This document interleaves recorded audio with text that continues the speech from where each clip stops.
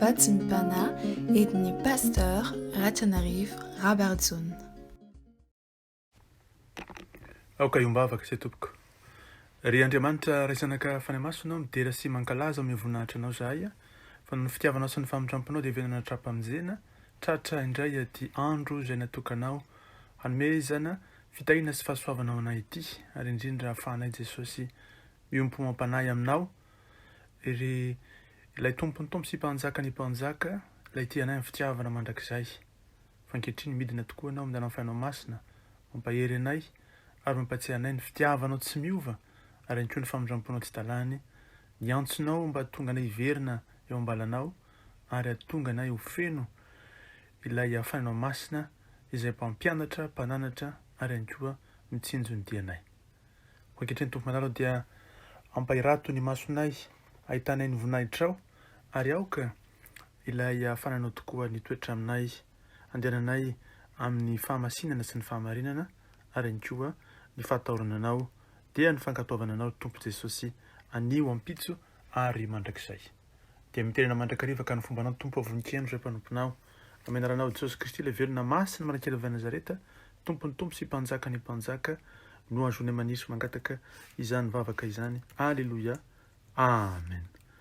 Mbola ampitombola amintsika mandrakariva andao ny fahasoavana mba ampiadanana avy amin'Andriamanitra raintsika Jesosy tompo ary ny fampiraisana amin'ny fanahy masina.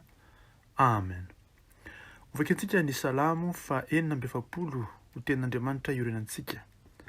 Salamo fa 470 vakina amin'ny alalan'i Jesosy manomboka amin'ny andeniny voalohany izany. Andriamanitra noaro sy hero antsika mpamonjy mora azo indrindra amin'ny fahoriana izy koa izany no tsy atahorantsika na dolevina aza ny tany na mifindra ho any amin'ny ranomasina aza ny tenimbohitra na mirondroana sy misamboaravoara aza ny onjany ka miorooro ny tenimbohitra noho ny fisafokany. Misy ony koa ny sampany dia mampifaly ny tanànan'Andriamanitra fonena masiny avo indrindra. Andriamanitra no eofovoany ka tsy mba hetsika izy. Andriamanitra no monjy azy rehefa madiva ho maraina ny andro. Ny tabataba ny firenena samihafa ny kotrokorana ny fanjakana maro nanonona ny feony izy ka niempy ny tany. Jehovah tompony maro mombantsika Andriamanitra Jakoba no fiarovana avo ho antsika. Amen.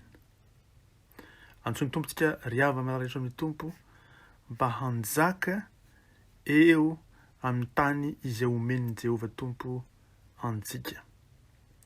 Zanak'Andriamanitra raha tsy ny tompo tokoa hanjaka ety amin'ity tany ity dia misy tokoa fototra izay orenan'ny tompo Jesosy ny amin'izany ary izay no jerentsika amin'ity andro ity.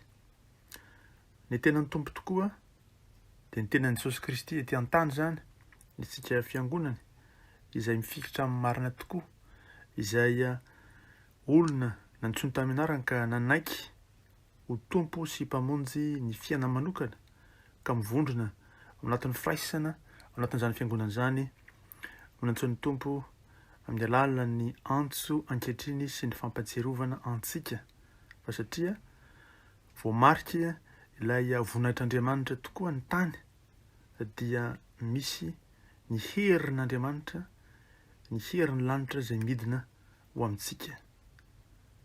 Nantsona mantsika araka ny tenin'ny tompo tokoa fa hitsara anjely.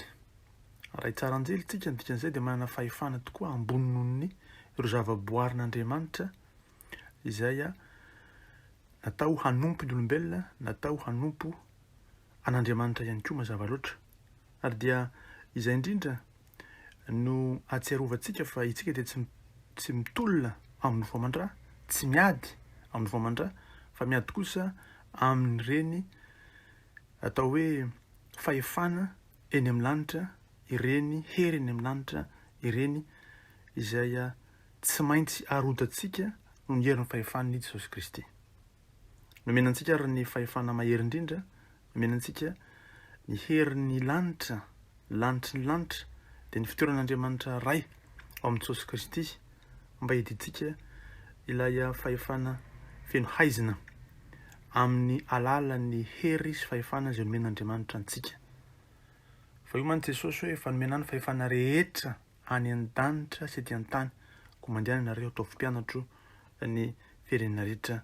Io zany meny tompo antsika ny fahefana hanatanteraka izany hanjaka miaraka amin'i Jesosy Kristy ety an-tany ary sika amin'ny fotoana andro retinendriny dia ny fotoana mbola omeny tompo antsika izany amin'ny fotoana izay tenendrin'Andriamanitra ray. Atin'izany rehetra zany dia nomen'Andriamanitra isika fahatokiana ny amin'ny fibaikona izany fahefana avy eo amin'ny lapan'ny von'Andriamanitra ray izany dia ireo anjely dia ireo fahefan'ny lanitra izay nomeny tompo antsika. Noho izany tsika dia mila mandeha miaraka amin'ny Jesosy Kristy amin'ny fahitsiana. Fa ny olona izay mandeha amin'ny fahitsiana ihany ao amin'ny Jesosy Kristy no afaka hanatanteraka izany asa mpanompoana izany handresentsika ireo haizina rehetra manodidina antsika, ireo famazina rehetra izay manjaka ety amin'izao tontolo izao. Miankina amin'ny fahititsika tokoa no ahafahantsika manatanteraka izany. Mila mialitsika amin'ny fahotana rehetra amin'ny miafina ary izay rehetra ihany koa atao hoe ratra amposy am-panahy izay atao hoe mampikatso ny asan'Andriamanitra. Ireo zavatra roa ireo no tsy maintsy alantsika mba hahazoantsika mijoro handray ilay fahefan'Andriamanitra. Fa raha ohatra ka misy eo amin'ny fiainantsika ireo zavatra roa izay voalaza teo ireo dia ny fahotana miafina sy ihany koa ny ratra amposy am-panahy izay tsy sitrana, dia ireo no tsy ahafahantsika manatanteraka tsy akasan-davany izany fanaterahana ny asan'Andriamanitra mba hiravaika izay tsony tompo antsika izany. Rehefa milamina ny fiainantsika, rehefa vita ny fibebahana sy ny fandinihan-tena isan'andro, fa tsy hoe akory indray mandeha, fibebahana sy fandinihan-tena isan'andro dia azontsika atao manatanteraka izany asan'Andriamanitra izany ka hitoetra ao anatin'ny fahamasinana tanteraka. Tsy tanjona azon-javatra mazava loatra ny fahamasinana tanteraka, saingy kosa dia fepetra azontsika manatanteraka ny asan'Andriamanitra. Fa raha tsy misy ny fahamasinana, tsy misy koa ny fandehanantsika mahitsy eo amin'ny fiainantsika dia tsy azontsika atao ny manatanteraka izay ny asa mahery-vaika amin'Andriamanitra antsika izany, fa hitoetratsika ao anatin'ny faharesena mandrakariva.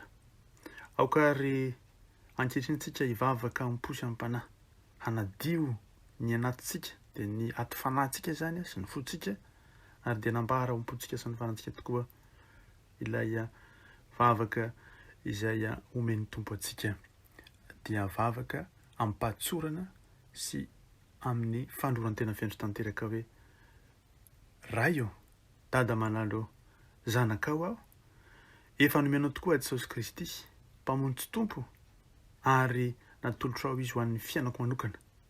Mibebaka aho amin'ny fahotako rehetra izay vitako hatrizay ary manao kosa ny fandroran-tenako anao sy ny fitiavako ny fanompoko marina tokoa any Jesosy Kristy. Zaho dia olona noharinao, namboarinao araka ny endrikao ary nataonao ho mahery. Eny tokoa fanahy velona fo feno hery nomenao aho ary ankehitriny mandinika tokoa ny tenako aho. Eo anatrehan'izany rehetra izany dia mahalala fa mila mandray andraikitra aho. Ankehitriny ary Jesosy tompo dia indro aho manolotra ny fanapa-kevitra fiandro tanteraka, ny ala amin'ny fatipato satana, amin'ny aizina rehetra, amin'izay rehetra ny koa fahazaran-dratsy, amin'izay rehetra ny koa izay mamatopatotra ny fiainako, izay nekeko teo amin'ny fiainako, na ihany koa naharitra tamin'ny fiainako, izay zavatra rehetra teo amin'ny fiainako izay mahatonga ratra amposo randram-panahy, alahelo, tahotra, izany rehetra izany dia roahako amin'ny anaranao, tsy toetra tampoko na oviana na oviana, manomboka anio amin'ny anaranao Jesosy Kristy ilay velona masina manankely avy Nazareta. Eny tompo Jesosy, vahako ny fiainako amin'izay rehetra endrika fantrana, endrika fitaka, endrika izay mahatonga lafiratsy rehetra eo amin'ny fiainako, mahatonga voaratra, mahatonga hanana fankalana, natonga hanana fahavinirana, natonga Jesosy nameloka ny tenako. Fa za kosa ankehitriny dia mamay zany rehetra zany amin'ny anaranao Jesosy Kristy, velona, masina, manan-kery avy any Nazareta.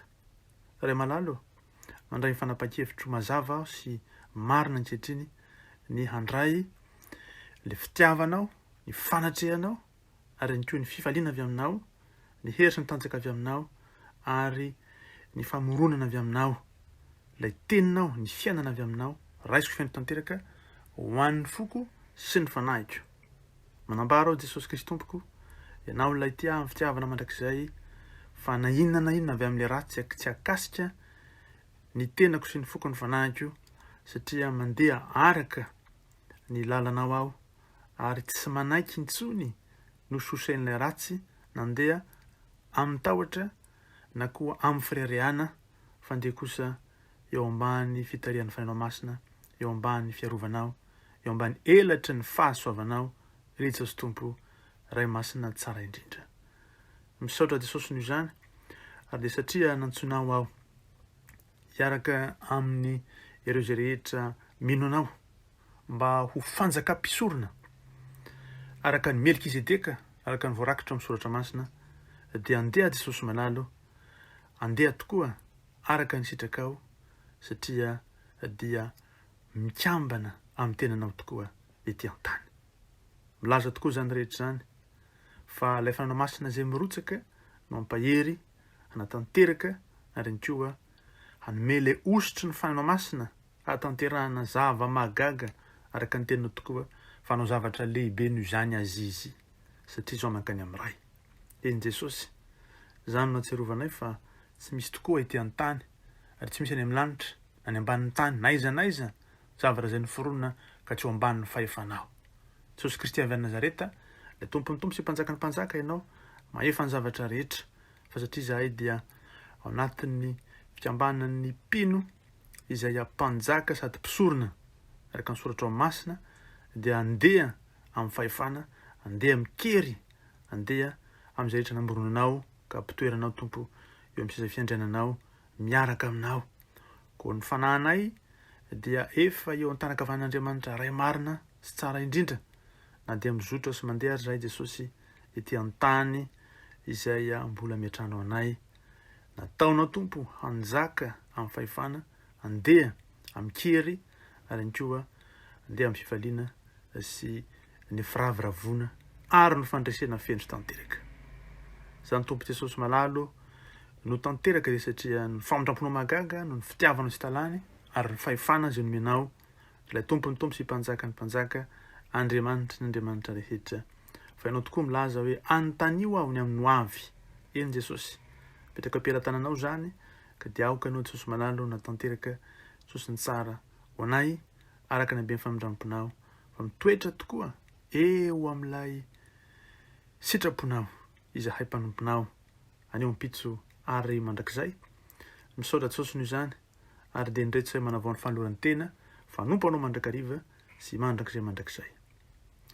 Zany tokoa Tompo no sitrakao, ary zany no andehananay amin'ity andro ity, ary zany no andehananay amin'ny androm-piainay rehetra, ka ho rava zay rehetra rafitra tsy avy aminao, zay rehetra planina tsy avy aminao, zay rehetra eritreritra tsy avy aminao, fa aoka ny sitrakao sy ny drafitrao, aoka ny sitraky ny fonao, aoka zay rehetra efa no manao.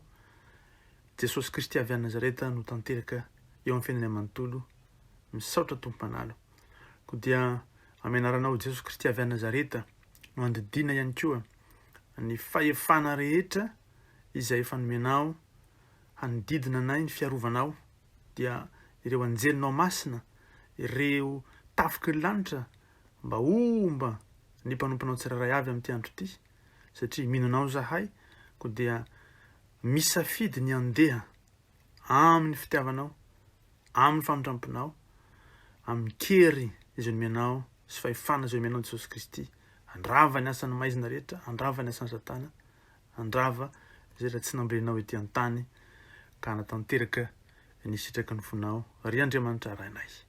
Misaotra Tompony izany rehetra izany, dia anao ny dera ny aja ny voninahitra, ilay tompony tompo sy mpanjaka ny mpanjaka, fa amin'ny kosa ny fahasoavanao Jesosy Kristy, ny fitiavanao Andriamanitra ray, ny hery sy ny fahefana hitoetra aminay koa miaraka aminao.